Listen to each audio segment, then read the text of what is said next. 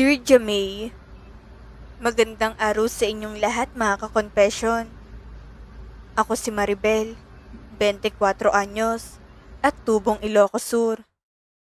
Alam mo Miss Jamay, kung titignan mo ang buhay ko ngayon, masasabi mong parang isang panaginip na ayaw ko nang magising.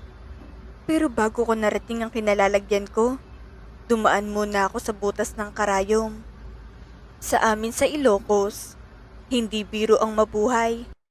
Ang araw ay tila laging mainit at mabigat sa pakiramdam. At ang hangin na dapat sana'y nagbibigay ginhawa ay minsan ay parang paalala lang ng kakulangan. Dahil sa hirap, hindi man lang ako nakatungtong ng kolehiyo. Masakit sa loob ko noong una, tuwing may nakikita kong naka-uniforme, may dalang libro, at may pangarap na hinahabol. Hindi ko maiwasang mapaisip kung ano kaya ang buhay ko kung nagkaroon ako ng pagkakataon. Pangarap ko ring magkaroon ng diploma. Maisabit yun sa dingding ng bahay namin at ipakita sa mga magulang ko na kaya ko rin. Pero anong laban ng pangarap ko sa kumakalam na sikmura ng pamilya ko? Sa realidad na kailangan naming kumain araw-araw, kaya ang naging trabaho ko ay kung ano-ano lang. Kung anong legal na pwedeng pagkakitaan, papasukin ko. Kahit gaano pa kahirap o kababa ang tingin ng iba. Naranasan ko na ang maging tendera sa palengke. Gigising ako ng 4:00 ng madaling araw, habang madilim pang paligid at tahimik ang buong barangay. Minsan, kahit hindi pa ako tuluyang nakakabangon sa antok, kailangan ko ng kumilos. Mag-aayos ng mga panindang gulay, pipiliin ang sariwa, huhugasan ng mga may lupa pa, at ihahanay ng maayos para kahit papaano ay kaaya-aya sa mata ng mamimili. Minsan, isda naman ang ibinebenta ko. Yung malalansa at matitinik. Kailangan kong tiisin ang amoy na kumakapit sa balat at buhok ko. Kahit ilang beses pa akong maligo sa isang araw. Minsan naman ay karne, kung saan kailangan mong maging matatag dahil hindi biro ang maghiwa at magtimbang habang nakatayo ng ilang oras.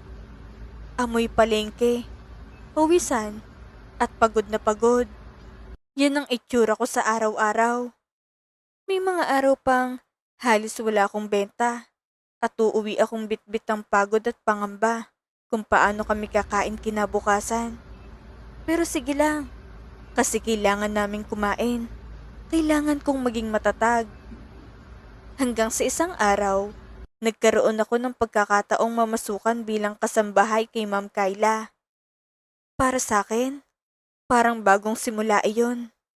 Hindi man ito ang pangarap kong trabaho, pero mas maayos kumpara sa palengke. Maaliwalas ang bahay nila. May sariling kwarto ko kahit maliit. At higit sa lahat, may kasiguraduhan ng sahod. Okay naman ang trabaho ko roon. Mabait ang mga amo ko. Hindi nila ako tinuturing na iba. Hindi nila ako pinaparamdam na mas mababa ako. Kapag may pagkain, sabay-sabay kami. Kapag may okasyon, kasama rin ako. Unti-unti, nasanay ako sa ganoong klaseng buhay. May kaunting ginhawa, may kaunting pahinga.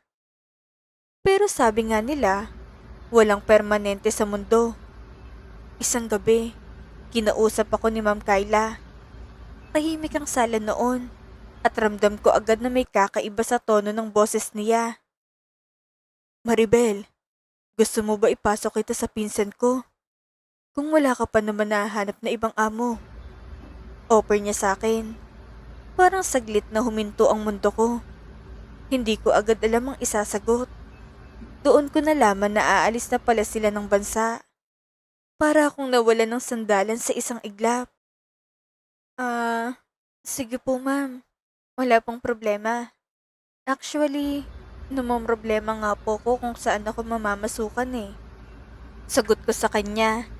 Pilit na pinatatatag ang boses ko kahit sa loob-loob ko ay nag-aalala na ako. Totoo yun Miss Jamie. Natatakot ako. Natatakot na baka mawalan ako ng mapapadala sa mga magulang ko sa probinsya. Baka hindi ko na matustusan ng gamot nila. Baka tuluyan kaming malugmok sa hirap. Sabi ni Ma'am Kyla, tatawagan daw niyang pinsan niya. Akala ko malapit lang. Pero noong sinabi niyang sa La Union ito, hindi na ako nagdalawang isip. Go pa rin ako. Kahit malayo. Kahit panibagong lugar na naman. Kahit panibagong pakikibagay. Handa akong harapin. Bakit? Kasi may gamot na iniinom ang mga magulang ko. Hindi pwedeng maputol yun. Ang panganay naman naming kapatid, imbes na tumulong, ay puro barkadang inuuna. Para bang wala siyang pakialam sa kalagayan namin? Wala akong choice kundi maging haligi at sandigan ng pamilya ko. Kahit akong nakakabata. Kahit ako ang dapat sana'y inaalagaan din. Bago umalis sila Ma'am Kyla, hinatid muna nila ako sa bahay ni Doc Alan sa La Union. Habang nasa biyahe kami, tahimik lang ako, nakatingin sa labas ng bintana. Iniisip kung ano na naman kayang klaseng buhay ang haharapin ko. Pagdating namin, agad kong napansin ang laki ng bahay. Parang mansyon sa paningin ko. Malinis ang paligid, maayos ang hardin, at halatang pangmayaman ng may-ari. Ibang-iba sa kinalalakihan kong tahanan. Konting usap lang sila ni Ma'am Kyla bago sila tuluyang nagpaalam. Ramdam kong bigat ng sandaling iyon. Doon ko unang nakaharap si Doc Alan. Nagpakilala ako sa kanya ng maayos. Pilit na kinokontrol ang kaba ko. Si Doc Alan ay isang surgeon doctor. Sa tingin ko, ay nasa 56 na siya. Medyo may edad na, pero may dating pa rin. May kakaibang aura ng otoridad at kumpiyansa. Malinis sa katawan, formal magsalita, at halatang sanay sa respeto ng mga tao sa paligid niya. Ang bawat galaw niya ay maingat at may kumpiyansa na para bang sanay siyang kontrolado ang lahat ng sitwasyon. At higit sa lahat, single. Noong unang linggo ko sa bahay niya, nanibago ko. Ang tahimik. Parang bawat galaw ko ay may kasamang eko sa loob ng malaking bahay. Konting linis lang ginagawa ko. Pagwawalis ng malalawak na sahig. Pagpupunas ng mga gamit na halos hindi naman nagagalaw. At pagluluto ng pagkain niya. Hindi tulad sa dati kong amo na maraming utos at laging may kailangang asikasuhin. Dito, ay simple lang mga gawain. Madalas kasi siyang wala dahil sa dami ng operasyon sa ospital. Minsan, umaalis siya ng maaga pa sa sikat ng araw at umuuwi ng gabi na. Halatang pagod ngunit maayos pa rin ang tindig. Pero may mga gabi na pag-uwi niya, tumatambay siya sa kusina habang nagluluto ko ng hapunan niya.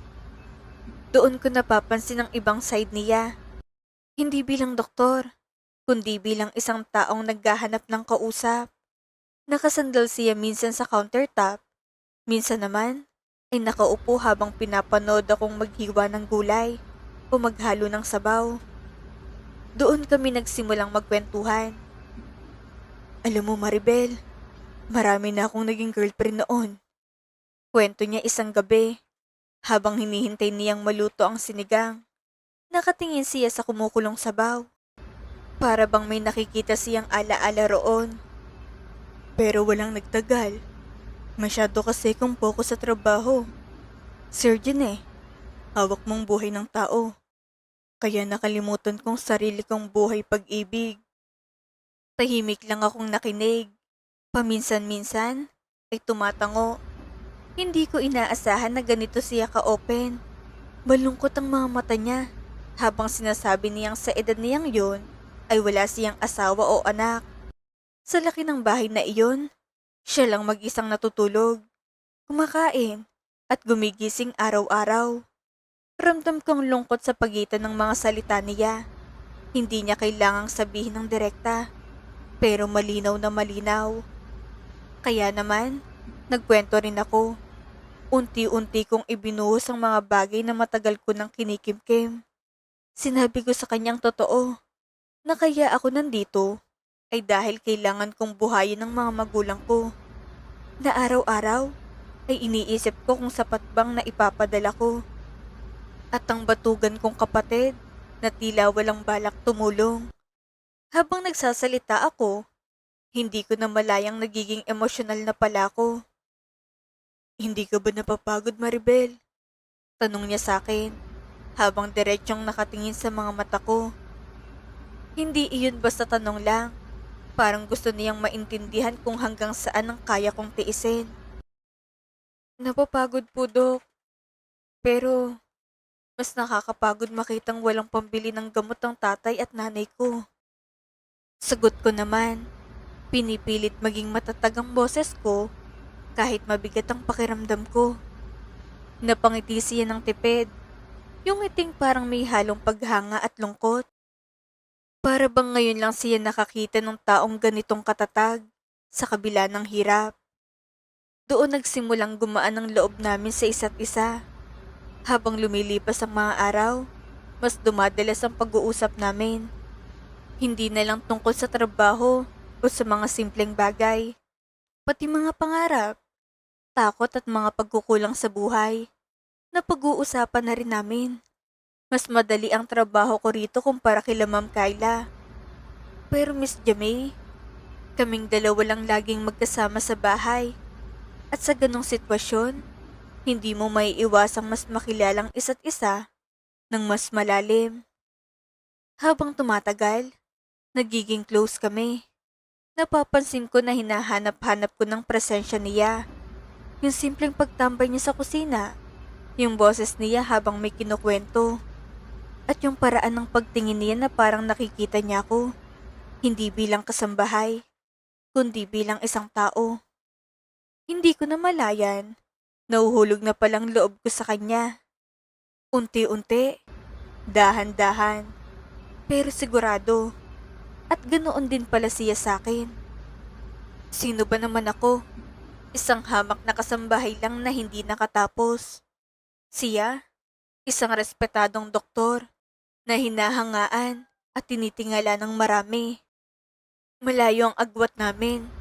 Sa estado, sa pinag-aralan, sa buhay. Pero sabi ni Alan, hindi ko na siya tinatawag na Doc pag kaming dalawa lang. Ang puso raw ay walang kinikilalang diploma o titulo. Sa tuwing sinasabi niya iyon, parang gusto kong maniwala na pwede pala, na kahit papaano, may lugar ako sa mundo niya. Pero syempre, hindi lahat ay masaya para sa amin. Nang malaman ng mga kamag-anak niyang tungkol sa amin, doon nagsimulang mga pagsubok. Grabe ang tingin sa akin, mula ulo hanggang paa. Para akong sinusukat kung karapat dapat ba ako.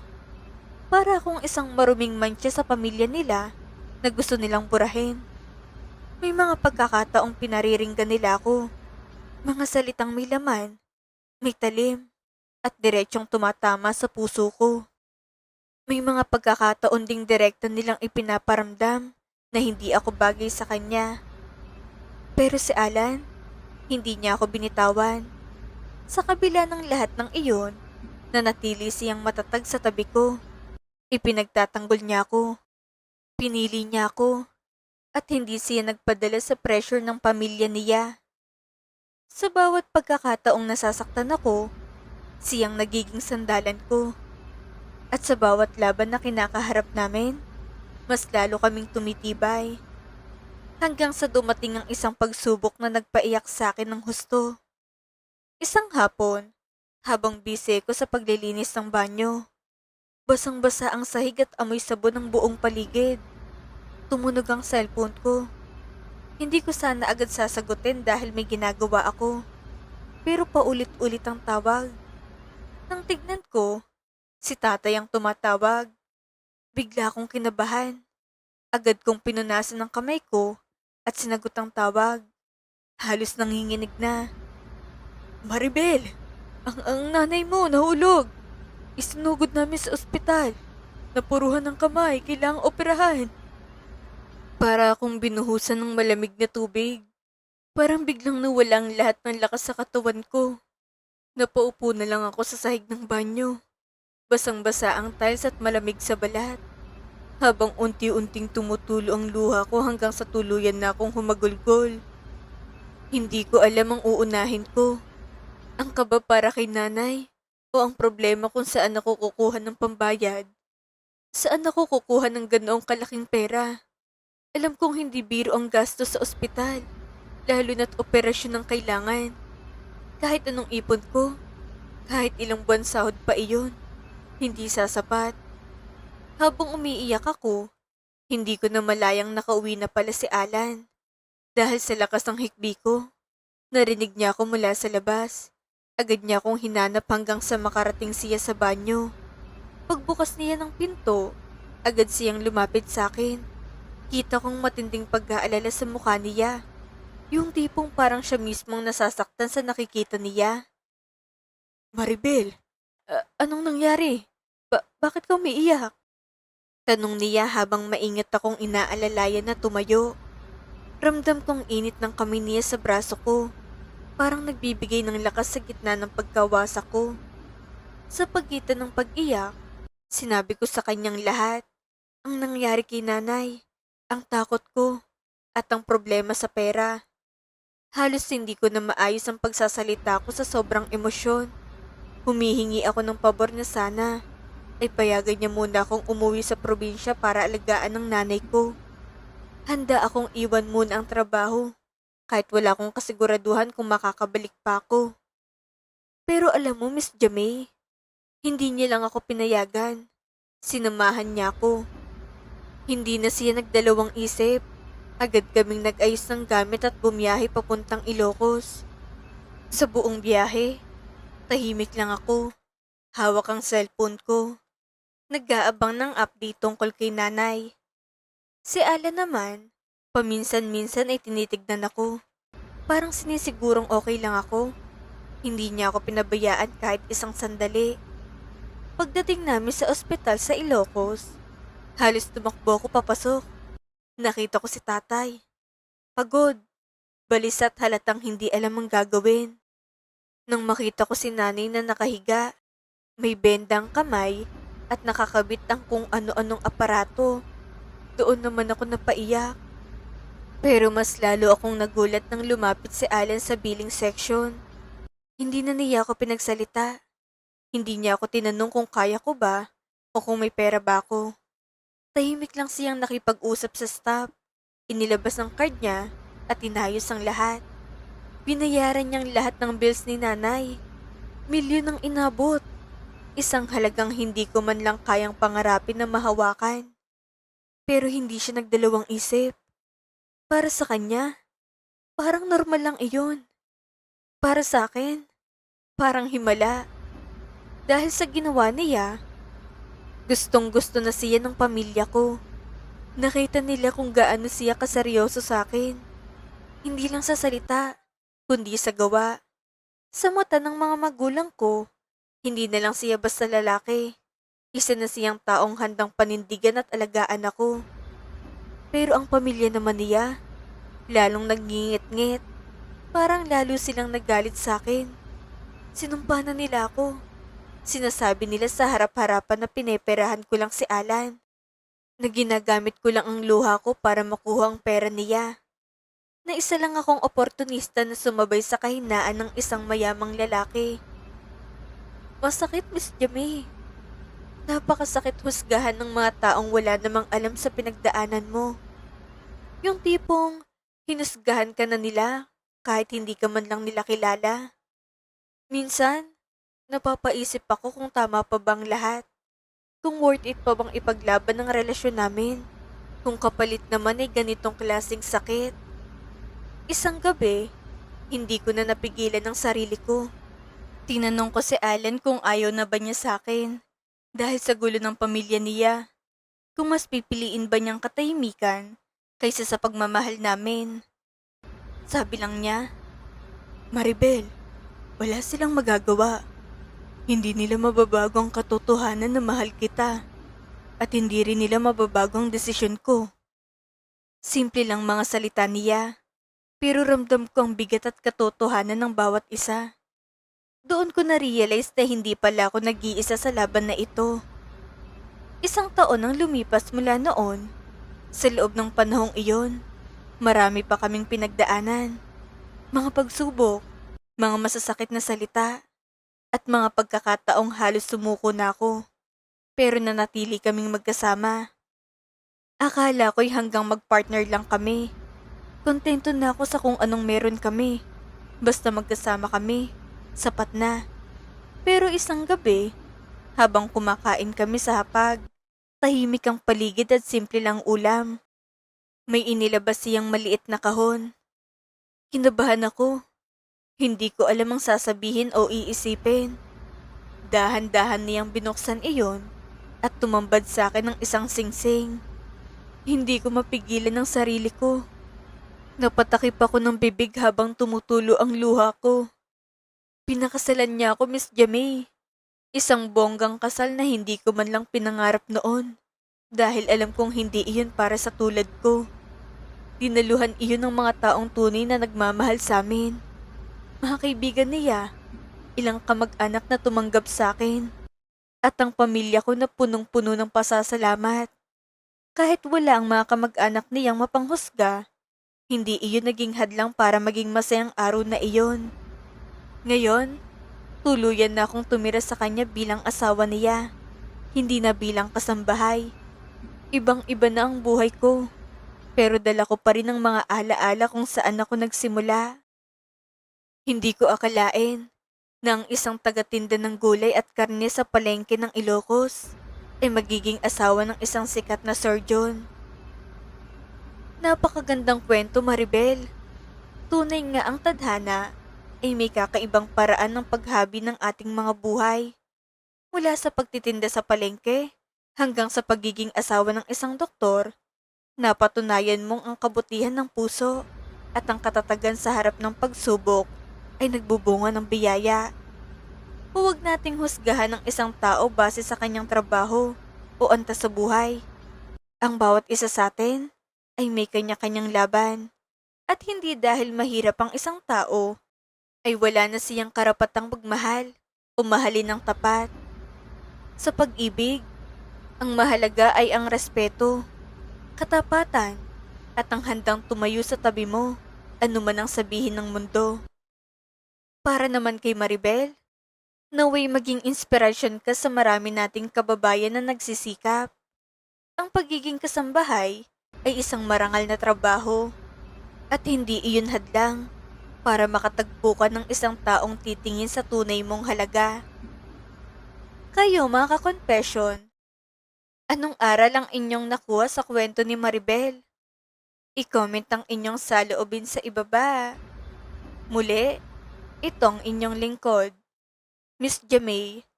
Hanggang sa susunod nating confession.